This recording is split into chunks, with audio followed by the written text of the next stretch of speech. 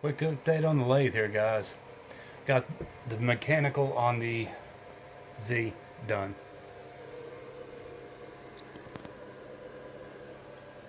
Ball screws mounted up to right there. NEMA 34 right there. A Russ. As you can see, I didn't use this. Changed up your design a little bit. I will run a belt from here to here across the back because, as you can see, I run out of room here.